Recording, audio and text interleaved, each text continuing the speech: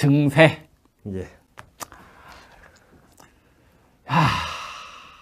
참 할 말이 없습니다. 한번 시작해 주시죠, 말씀을. 예, 뭐 요즘 그 증세 이야기를 하는데요. 그 네. 증세는 그 용어를 특이하게 써서 뭐 핀셋 증세 이런 이야기를 하는데. 명예 증세. 예, 명예 증세. 저는 말 안 되는 소리고요. 차라리 오히려 표적 증세가 맞죠. 어떻게 보면 현재 많은 세금을 부담하고 있는 일부 계층에 대해서는 우리가 오히려 현 단계에서 존경을 해야 됩니다.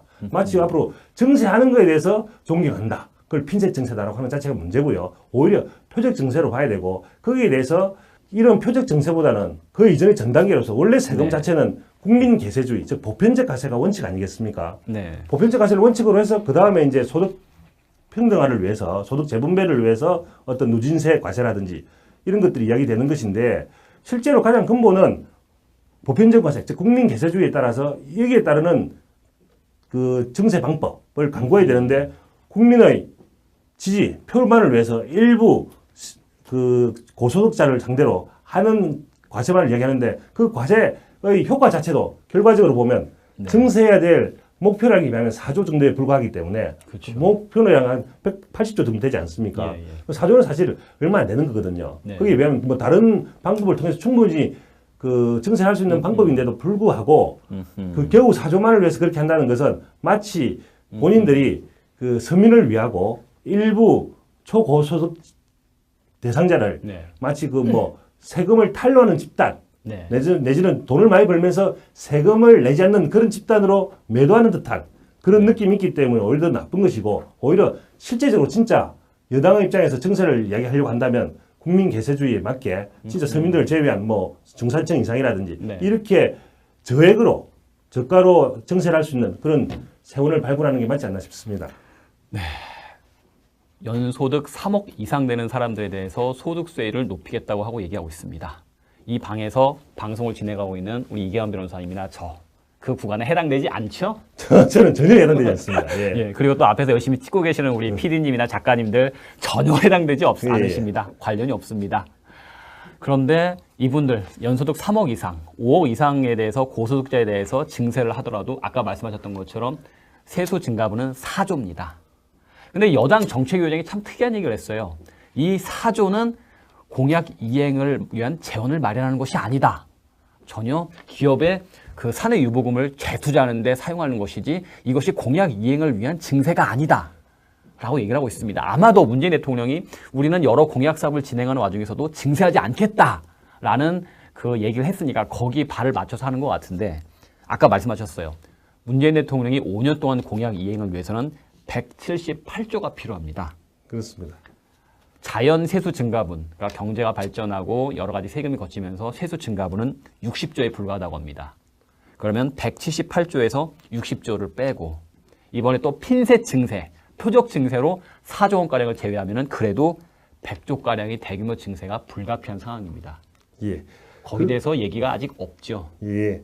그 기업의 그 법인세를 높인다. 이 부분에 대해서 이제 과거 이제 뭐 다른 네. 선진국 좌파 정부에서도 그런 정책을 한 적이 있는데요. 네. 그것들이 대부분 다 실패로 돌아갔죠. 그 실패 이유 자체가 기업의 비용을 올리게 되면 당연히 기업은 기업을 낮추기 위해, 그러니까 비용을 낮추기 위해서 어떤 공장을 다른 나라에 설립한다든지 이런 방식으로 기업을 비용을 낮추기 위한 정책을 찾을 수밖에 없게 되죠. 그렇게 따라서 오히려 지금 현 정부가 이야기하는 일자리 확장 정책에 대해서는 역행하는 정책이 될 가능성이 높고요. 실제로 이와 같은 비용을 올리는 부분들은 과연 기업의 활력을 낮추기 때문에 그 과거 이런 정책을 시행했던 선진국 좌파 정부들이 대개는 현재의 추세는 당연히 법인세를 감시하는 추세에 있다고 다 언론도 인정하지 않습니까? 네, 그렇죠. 자, 우리나라 근로자 중에 절반 이상이 면세 소득자입니다. 소득이 낮기 때문에 근로소득세를 부과하지 않는 면세 소득자라는 것이죠. 근로자들의 대부분은 자신의 국민연금, 건강보험료, 장기요양보험료와 같은 4대 보험료를 납부하지만 근로소득세는 납부하지 않고 있습니다. 한 모임에 10명의 사람들이 모여 있습니다. 그중에 9명은 회비를 내지 않고 있습니다. 1명이 회비를 내고 있습니다. 그런데 9명이 그 1명에게 있어서 당신은 돈을 잘 버니까 돈을 좀 더 내서 우리 회식을 좀 더 좋은 거 합시다. 라고 9명이 1명에게 다그칩니다. 매번 10만 원씩 내던 사람이 이제 20만 원씩 회비를 내야 됩니다. 그 사람이 그 모임을 계속 할까요? 깨겠죠. 그렇습니다. 잘 생각해 보시기 바랍니다. 네. 마지막 5번째 이슈, TV 생중계. 아까 잠시 말씀하셨죠. 그렇습니다. 뭐 재판을 공개된다고 이야기하는 부분들은 국민의 알 권리 충분히 이해됩니다. 그런데 문제는 국민의 알 권리도 뭐 변호사이시니까 잘 아시겠지만 아무리 알 권리 중요하더라도 그 어떤 인권의 권리의 본질적 가치를 침해할 수는 없는 게 그렇죠. 다른 권리입니다. 네. 그런데 이 형사재판이라고 하는 것은 개인의 어떤 가장 감추고 싶은 영역, 내가 나임을 나로서 유지하기 위해서는 절대 숨기고 싶은 영역이 본인의 형사재판 영역이죠. 그렇게 보면 인간의 본질적 가치, 즉 내면의 본질적 가치의 핵심 영역이라고 보여진다면 이러한 부분들에 대해서는 알 권리 자체도 좀 이렇게 스스로 자제를 해야 되지 않느냐라는 생각이 들고요. 그런 차원에서 거의 재판 제도가 거의 100년이 되는 가는 시기인데요. 100년이 되는 시점까지 이때까지 아무런 이야기 없다가 이 시점에 와서 갑자기 선고를 공개된다.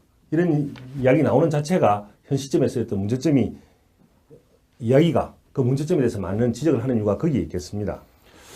사실 재판의 공개 원칙을 형사소송법이 규정을 하고 있습니다. 이것은 재판이 공개됨으로 인해서 재판이 어떠한 외압에 굴하지 않고 독립적으로 사법부가 독립되라는 것을 첨예하고 있다는 것이죠. 그리고 요즘 워낙 SNS, 미디어기가 발달을 해서 재판 선고가 되면 바로 속보로 실시간으로 그 전파가 되고 있습니다. 근데 과연 선고 현장을 생중계하면서 피고인의 인권을 고려하지 않고 단순히 흥미 위주와 호기심 위주로 가는 것 과연 바람직할까 싶습니다. 뉴스에서 박근혜 대통령 어떻게 됐다, 어느 피고인 어떻게 됐다 뜰 수가 있는데 과연 생중계하면서 그 당사의 표정을 적나라하게 줌을 낭독하는 판사의 표정은 어떤지, 법정 분위기는 어땠는지 스케치하는 것이 법정 포론으로 할 수 있을 것 같은데. 예, 그렇습니다. 뭐 모든 권리는 다 서로 비교의 형량이 돼야 되는데요. 알 권리도 조금 전에 얘기했다시피 네. 만약에 다른 보완 장치가 없다면 선고 부분이 TV 청구가 필요하겠죠. 네. 근데 사실은 이미 수사 단계에서부터 본인에 대한 어떤 피의 사실이라든지 얼굴이라든지 이런 건 다 공개되죠. 투명하게 공개되고 모든 걸 다 알고 있는 영역이죠. 다만 이 재판 과정은 그러한 기소가 정확하게 정당한지에 대해서 그렇죠. 바로 피의자 입장에서 변론하는 과정을 거치는 것이 바로 재판 과정인데 이 재판 과정에 다른 건 아니라 TV 카메라가 들이대지게 되면 과연 거기에서 자유로울 수 있는 법관이 얼마나 있겠느냐. 즉 요즘에 왜 그런 이야기 있지 않습니까? 뭐 저도 이제 카메라를 보고 하니까 저도 많이 변화됐는데 카메라 마사지 이런 이야기 있지 않습니까? 예, 예.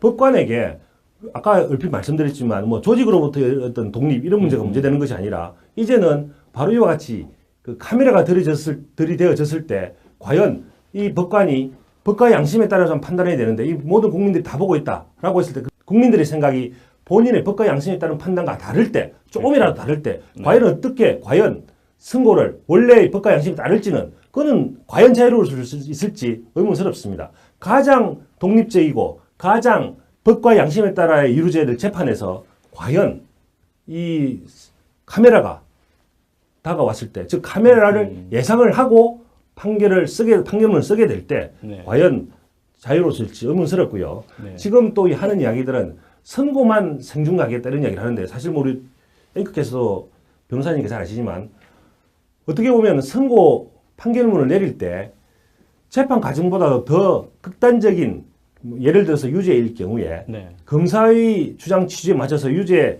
결론을 내리고 그 유죄 취지에 맞는 증거들을 더 거시하고 오히려 그 당시에 재판 과정에서 변호인들이 주장한, 즉 피고인들이 주장한 어떤 타당성이 있을 수 있는 근거들에서는 전혀 언급이 없게 되는 거지요. 그렇게 보면 오히려 더 국민들은 저 판결의 결과만을 인식을 하기 때문에 그 과정에 있었던, 재판 과정에 있었던 변호인들의 주장, 이런 타당성이 있었던, 즉 판사가 많은 고심 끝에 어쩔 수 없이 일도 양단적으로 내렸던 그렇죠. 그 결론만을 예, 예. 100% 본인들이 인식을 하기 때문에 과연 그 과정에 있었던 피고인들의 변론 사항들, 변명 사항들에 대해서는 전혀 언급이 없게 되기 때문에 오히려 잘못된 결과를 보여준다는 측면에서는 오히려 선고 결과를 생중계하는 것도 신중해야 되지 않을까 싶습니다.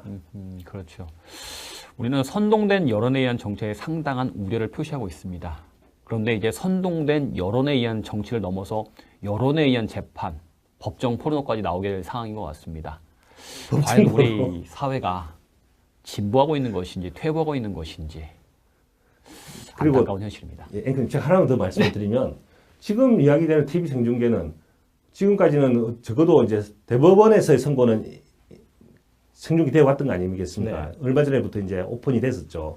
근데 문제는 1, 2심의 경우에는 특히 예를 들어서 1, 2심에서 결론이 내렸다가 그 상고심에서 뒤집어지게 되면 그렇죠. 회복할 수 없는 손해가 이미 피고인들에게 발생이 네. 되는 거죠. 네. 근데 이미 아시다시피 전 세계가 하나의 영역으로 묶여져 있는 상태에서 SNS 이미 파급적으로 다 퍼지고 나면 그 손해를 어떻게 다시 회복할 수 있겠습니까? 이미 끝난 거죠. 그리고 실제로 이미 한번 올려지게 된 영상물에 대해서는 다시 돌이킬 수가 없게 됩니다. 그 실제적으로 그 판결이 번복이 됐다 하더라도 번복이 되어지는 여부 자체도 다시 돌아갈 수, 네. 다시 전 세계로 돌아갈 수가 없게 되는 거죠. 예.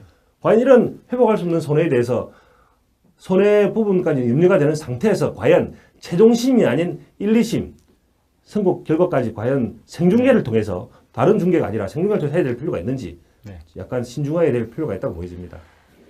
한마디 더 말씀을 드려야 되겠네요. 그 S라면이 있습니다. 80년대만 하더라도 국내 점유율, 시장 점유율 1등이었습니다. 근데 그 S라면에 우지파동, 공업용 우지를 사용했다고 해가지고 여론의 난타를 당했었고 결국 S라면은 거의 폐업 위기까지 몰렸었습니다.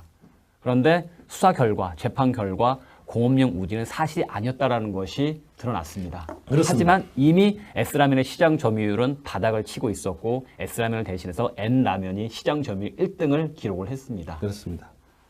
그것이 바로 지금 이경영께서 말씀하셨던 이미 피해가 발생하면 회복할 수 없다, 번복할 수 없다 그런 뜻이 아닌가 싶습니다. 이번 주도 감사드립니다. 수고했습니다. 그 겨우 4조만을 위해서 그렇게 한다는 것은 마치 본인들이 그 서민을 위하고 일부 초고소득 대상자를 네. 마치 그 뭐 세금을 탈루하는 집단 네. 내지는 돈을 많이 벌면서 세금을 내지 않는 그런 집단으로 매도하는 듯한 그런 느낌이 있기 때문에 오히려 더 나쁜 것이고 오히려 실제적으로 진짜 여당의 입장에서 정세를 이야기하려고 한다면 국민 개세주의에 맞게 진짜 서민들을 제외한 뭐 중산층 이상이라든지 네. 이렇게 저액으로 저가로 정세를 할 수 있는 그런 세원을 발굴하는 게 맞지 않나 싶습니다. 연소득 3억 이상 되는 사람들에 대해서 소득세율을 높이겠다고 하고 얘기하고 있습니다. 이 방에서 방송을 진행하고 있는 우리 이계환 변호사님이나 그 구간에 해당되지 않죠? 저는 전혀 해당되지 않습니다. 예. 예, 그리고 또 앞에서 열심히 찍고 계시는 우리 PD님이나 작가님들 전혀 해당되지 예. 않으십니다. 관련이 없습니다. 그런데 이분들 연소득 3억 이상, 5억 이상에 대해서 고소득자에 대해서 증세를 하더라도 아까 말씀하셨던 것처럼 세수 증가분은 4조입니다. 근데 여당 정책위원장이 참 특이한 얘기를 했어요. 이 4조는 공약 이행을 위한 재원을 마련하는 것이 아니다. 전혀 기업의 그 사내 유보금을 재투자하는 데 사용하는 것이지 이것이 공약 이행을 위한 증세가 아니다. 라고 얘기를 하고 있습니다. 아마도 문재인 대통령이 우리는 여러 공약 사업을 진행하는 와중에서도 증세하지 않겠다.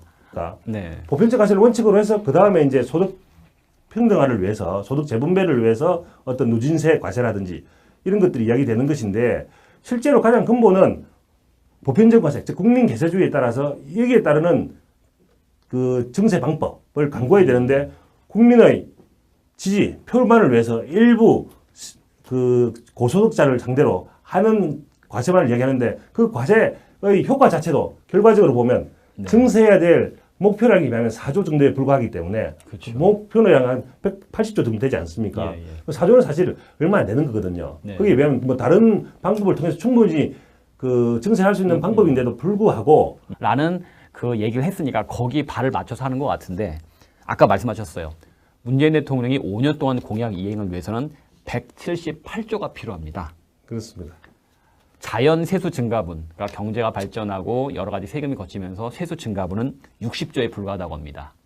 그러면 178조에서 60조를 빼고 이번에 또 핀셋 증세, 표적 증세로 4조 원가량을 제외하면 그래도 100조가량의 대규모 증세가 불가피한 상황입니다. 예. 거기에 대해서 얘기가 아직 없죠. 예. 그 기업의 그 법인세를 높인다. 이 부분에 대해서 이제 과거 이제 뭐 다른 네. 선진국 좌파 정부에서도 그런 정책을 한 적이 있는데요. 네. 그것들이 대부분 증세. 예. 참 할 말이 없습니다. 한번 시작해 주시죠, 말씀을. 예. 뭐 요즘 그 증세 이야기를 하는데요. 그 네. 증세는 그 용어를 특이하게 써서 뭐 핀셋 증세 이런 이야기를 하는데 명예증세. 예, 명예증세. 저는 말 안 되는 소리고요. 차라리 오히려 표적 증세가 맞죠. 어떻게 보면 현재 많은 세금을 부담하고 있는 일부 계층에 대해서는 우리가 오히려 현 단계에서 존경을 해야 됩니다. 마치 앞으로 증세하는 거에 대해서 존경한다. 그걸 핀셋 증세다라고 하는 자체가 문제고요. 오히려 표적 증세로 봐야 되고 거기에 대해서 이런 표적 증세보다는 그 이전의 전 단계로서 원래 세금 네. 자체는 국민 계세주의, 즉 보편적 가세가 원칙 아니겠습니까?